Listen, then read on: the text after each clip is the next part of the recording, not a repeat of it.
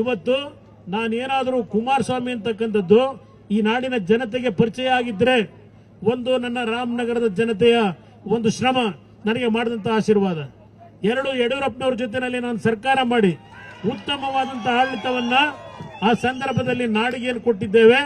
ಇವತ್ತು ಈ ಶಕ್ತಿಯನ್ನು ಬೆಳೆಸಿರ್ತಕ್ಕಂಥವರು ಬಿಜೆಪಿ ಮತ್ತು ಜೆಡಿಎಸ್ನ ಎರಡು ಕಾರ್ಯಕರ್ತರುಗಳು ಅಂತಕ್ಕಂಥದ್ದನ್ನು ನಾನು ಮರೀಲಿಕ್ಕೆ ಸಿದ್ಧ ಇಲ್ಲ. ಅದಕ್ಕೆ ನೆನ್ನೆ ಹೇಳಿದ್ದೇನೆ, ಬಿಜೆಪಿ ಮತ್ತು ಜೆಡಿಎಸ್ನ ಹೊಂದಾಣಿಕೆ ಕಾಂಗ್ರೆಸ್ ನಾಯಕರುಗಳನ್ನು ನಿದ್ದೆಗೆಡಿಸಿದೆ. ಅವ್ರು ನಿದ್ದೆ ಮಾಡತಕ್ಕಂಥ ಪರಿಸ್ಥಿತಿ ಉಳಿದಿಲ್ಲ. ಇವತ್ತು ಯಾರ್ಯಾರು ಮುಂದೆ ಏನೇನು ಆಗ್ತೀವಿ ಅಂತಕ್ಕಂಥ ಇವತ್ತು ಗಾಬರಿಯಲ್ಲೇನಿದ್ದೀರಿ. ನಿಮ್ಮ ಹೇಳಿಕೆಗಳನ್ನ ಗಮನಿಸ್ತಾ ಇದ್ದೇನೆ. ಎಷ್ಟೆಷ್ಟು ಜನ ಇವತ್ತು ಸಿದ್ದರಾಮಯ್ಯನವ್ರನ್ನ ನೀವು ಇವತ್ತು ವಹಿಸ್ಕೊಂಡು ಮಾತಾಡಬೇಕಾದ ಪರಿಸ್ಥಿತಿಯಲ್ಲಿ ಇದ್ದೀರಿ. ಸಿದ್ದರಾಮಯ್ಯನವರಿಗೆ ಹೇಳ್ತೀನಿ, ನನ್ನ ಮೇಲೆ ಒಂದು ಅಪಾದನೆ ಬಂದಾಗ, ನಾನು ಯಡಿಯೂರಪ್ಪನವರು ಸರ್ಕಾರ ರಚನೆ ಮಾಡಿದ್ದಾಗ ನಾನು ಹೇಳಿದೆ ವಿಧಾನಸಭೆ ಕಲಾಪದಲ್ಲಿ, ನನ್ನ 124 ಶಾಸಕರುಗಳನ್ನ ರಕ್ಷಣೆ ಪಡ್ಕೊಂಡು ನನ್ನ ಮೇಲೆ ಬಂದಿರತಕ್ಕಂಥ ಅಪಾದನೆಯನ್ನ ಇವತ್ತು ರಕ್ಷಣೆ ಪಡೀಲಿಕ್ಕೆ ಹೋಗೋದಿಲ್ಲ, ಏಕಾಂಗಿಯಾಗಿ ಎದುರಿಸಲಿಕ್ಕೆ ಸಿದ್ಧ ಆಗಿ ಅಂತಕ್ಕಂಥದ್ದನ್ನ ಕಾಂಗ್ರೆಸ್ ನಾಯಕರಿಗೆ ಹೇಳಿದೆ. ಇವತ್ತು ನೀವೇನ್ ಮಾಡ್ತಾ ಇದ್ದೀರಿ? ನಿಮ್ಮ ತಪ್ಪುಗಳನ್ನ ಮುಚ್ಕೊಳ್ಳಿಕ್ಕೆ ನಿಮ್ಮ ನಾಯಕರುಗಳನ್ನ ಮುಂದೆ ಬಿಟ್ಕೊಂಡು ಹೊರಟಿದ್ದೀರಿ. ನಿಮಗೂ ನಮಗೂ ಇರ್ತಕ್ಕಂಥ ವ್ಯತ್ಯಾಸ ಇದು ಅಂತಕ್ಕಂಥದ್ದು ಈ ಸಂದರ್ಭದಲ್ಲಿ ಹೇಳಿ, ನನ್ನ ಬಿಜೆಪಿಯ ಜೆಡಿಎಸ್ನ ಕಾರ್ಯಕರ್ತ ಬಂಧುಗಳು, ಈ ರಾಜ್ಯದಲ್ಲಿ ಒಂದು ಮನವಿ ಮಾಡ್ತೇನೆ. ಯಾರು ಮುಖ್ಯಮಂತ್ರಿ ಆಗಬೇಕು ಮುಖ್ಯ ಅಲ್ಲ ನನಗೆ. ಈಗಾಗಲೇ 2 ಬಾರಿ ಈ ರಾಜ್ಯದಲ್ಲಿ ನಿಮ್ಮ ಆಶೀರ್ವಾದದಲ್ಲಿ ಮುಖ್ಯಮಂತ್ರಿ ಆಗಿದ್ದೇನೆ. ನನಗೆ ಈ ರಾಜ್ಯಕ್ಕೆ ಒಳ್ಳೇದಾಗಬೇಕು, ಈ ರಾಜ್ಯದ ಜನತೆಯ ಬದುಕನ್ನು ಸರಿಪಡಿಸಬೇಕು.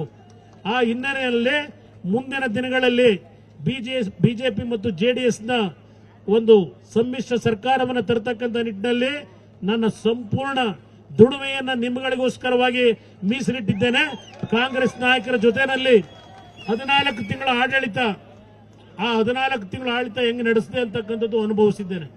ಆದ್ರಿಂದ ಕಾಂಗ್ರೆಸ್ನ ನನ್ನ ಜೀವನದಲ್ಲಿ ಎಂದೂ ಸಹ ಅವ್ರ ಹತ್ರಕ್ಕೆ ಹೋಗ್ತಕ್ಕಂಥ ಪ್ರಶ್ನೆ ಅವತ್ತೂ ಇರಲಿಲ್ಲ, ಇವತ್ತೂ ಇಲ್ಲ.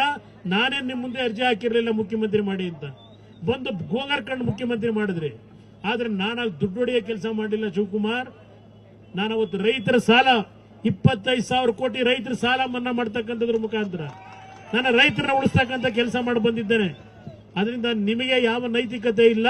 ನಮ್ಮ ಹೋರಾಟ ಅಂತಿಮವಾಗಿ ಈ ನಾಡಿನಲ್ಲಿ ಒಂದು ಜನಪರವಾದಂತ ಸರ್ಕಾರ, ಈ ನಾಡಿನ ಪ್ರತಿ ಬಡ ಕುಟುಂಬಗಳ ಬದುಕು, ಜಾತಿಗಿಂತ ಹೆಚ್ಚಾಗಿ ಪ್ರತಿ ಕುಟುಂಬಗಳ ನೆಮ್ಮದಿಯ ಬದುಕನ್ನ ತರತಕ್ಕಂಥ ಸರ್ಕಾರವನ್ನ ನರೇಂದ್ರ ಮೋದಿ ಅವರ ಮಾರ್ಗದರ್ಶನದಲ್ಲಿ ಇವತ್ತು ಈ ಒಂದು ರಾಜ್ಯದಲ್ಲಿ ತರಬೇಕು ಅಂತ ನಾನು, ವಿಜಯೇಂದ್ರ ಅವರು, ನಿಖಿಲ್ ಕುಮಾರಸ್ವಾಮಿ ಅವರು, ನಮ್ಮ ಎಲ್ಲ ಶಾಸಕ ಮಿತ್ರರಿದ್ದಾರೆ, ಡಾಕ್ಟರ್ ಮಂಜುನಾಥ್ ಅವರು ಈಗ ತಾನೇ ಬಂದರು. ಪಾಪ ಹೇಳಿದ್ರು ಮಂಜುನಾಥ್ ಅವ್ರ ಬಗ್ಗೆ. ಮಂಜುನಾಥ್ ಅವರು ನಮ್ಮ ಬೆಂಗಳೂರು ಗ್ರಾಮಾಂತರ ಲೋಕಸಭಾ ಕ್ಷೇತ್ರವನ್ನ ಪರಿಚಯ ಮಾಡ್ಕೊಳ್ಳೋದ್ರೊಳಗೆ ಆಯಸ್ ಮುಗಿದೋಗ್ಬಿಡ್ತದೆ ಅಂತ ಹೇಳಿದ್ರು ಪಾಪ ನಮ್ಮ ಸ್ನೇಹಿತರು. ಮಂಜುನಾಥ್ ಅವರು ಡಾಕ್ಟರ್ ಕೆಲಸ ಮಾಡಿರೋದು ಅಷ್ಟೇ ಅಲ್ಲ, ಅವ್ರಿಗೂ ರಾಜಕೀಯ ಅವರ ರಕ್ತದಲ್ಲಿ ಹರಿತಾ ಇದೆ, ಅವರಲ್ಲೂ ರಾಜಕೀಯದ ರಕ್ತ ಹರಿತಾ ಇದೆ. ಆದರೆ ನಾವು ನಿನ್ನೆ ದಿನ ನಮ್ಮ ಜಿಲ್ಲಾಧಿಕಾರಿಗಳಿಗೆ ಮತ್ತು ಜಿಲ್ಲೆಯ ಅಧಿಕಾರಿಗಳಿಗೆ ಒಂದು ಮಾತು ಹೇಳ್ತೇನೆ.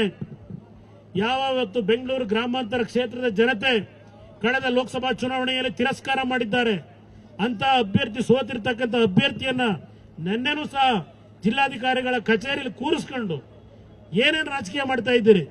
ಅಧಿಕಾರಿಗಳಿಗೆ ಸೂಚನೆ ಕೊಡ್ತೇನೆ, ಬಹಳ ದಿವಸ ಇಲ್ಲ, ಕಾನೂನು ಬಾಹಿರವಾಗಿರ್ತಕ್ಕಂಥ ಚಟುವಟಿಕೆಗಳನ್ನ ಈಗಲೂ ಮುಂದುವರಿಸಿದರೆ ಅಧಿಕಾರಿಗಳು ಬೆಲೆ ತೆರಬೇಕಾಗ್ತದೆ ಅಂತಕ್ಕಂಥದ್ದನ್ನ ಈ ಜಿಲ್ಲಾಧಿಕಾರಿ ಏನು ಬಂದಿದ್ದೀರಿ, ಬಂದು ಇನ್ನೂ 1 ತಿಂಗಳಾಗಿಲ್ಲ, ಎಚ್ಚರಿಕೆಯಿಂದ ಇರಿ. ನಿನ್ನೆ ಯಾವ್ಯಾವ ಅಧಿಕಾರಿಗಳನ್ನ ಕೂರಿಸ್ಕೊಂಡು ಸೋತಿರ್ತಕ್ಕಂಥ ಲೋಕಸಭಾ ಅಭ್ಯರ್ಥಿ ಜೊತೆನಲ್ಲಿ ಏನೇ ನಡೆಸ್ಕೊಂಡು ಕೂತಿದ್ದೀರಿ ಬಾಗಿಲಾಕೊಂಡು?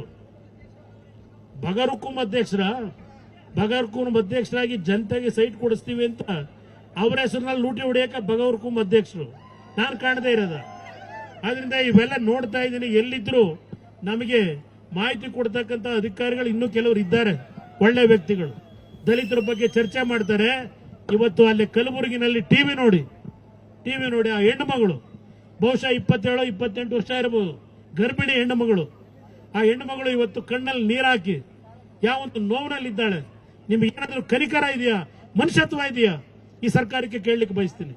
ಆ ಕುಟುಂಬ ಇವತ್ತು ಒಬ್ಬ ಕೂಲಿ ಕಾರ್ಮಿಕನ ಮಗ ಇವತ್ತೇನು ಒಂದು ಪೊಲೀಸ್ ಅಧಿಕಾರಿಯಾಗಿ ಕೆಲಸ ಮಾಡತಕ್ಕಂಥವನ್ನ ಇವತ್ತು ಮಾನಸಿಕವಾಗಿ ಹಿಂಸೆ ಕೊಟ್ಟು 20 ಲಕ್ಷ ರೂಪಾಯಿಗಳ ಲಂಚವನ್ನೂ ಪಡೆದು ಮತ್ತೆ ಪೋಸ್ಟಿಂಗ್ ಕೊಡದೆ ಆ ವ್ಯಕ್ತಿಯ ಮರಣಕ್ಕೆ ಕಾರಣರಾಗಿರ್ತಕ್ಕಂಥ ಪರಮೇಶ್ವರ್, ಇವತ್ತು ಯಾವ ದಲಿತರನ್ನ ಇವತ್ತು ನೀವು ರೆಪ್ರೆಸೆಂಟ್ ಮಾಡ್ತಾ ಇದ್ದೀರಿ?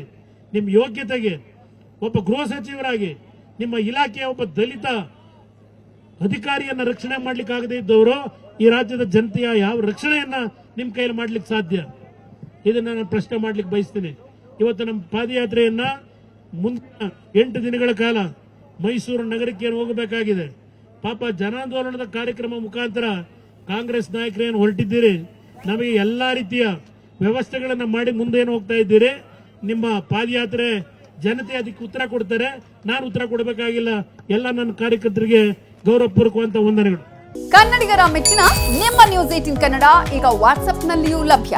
ಕರ್ನಾಟಕ ಮತ್ತು ದೇಶ ವಿದೇಶದ 360 ಡಿಗ್ರಿ ಸುದ್ದಿ ವಿವರವನ್ನ ನೀವು ನಿಮ್ಮ ಕೈ ಬೆರಳುಗಳಲ್ಲಿಯೇ ಪಡೆಯೋದಿಕ್ಕೆ ಈ QR ಕೋಡ್ ಅನ್ನ ಸ್ಕ್ಯಾನ್ ಮಾಡಿ.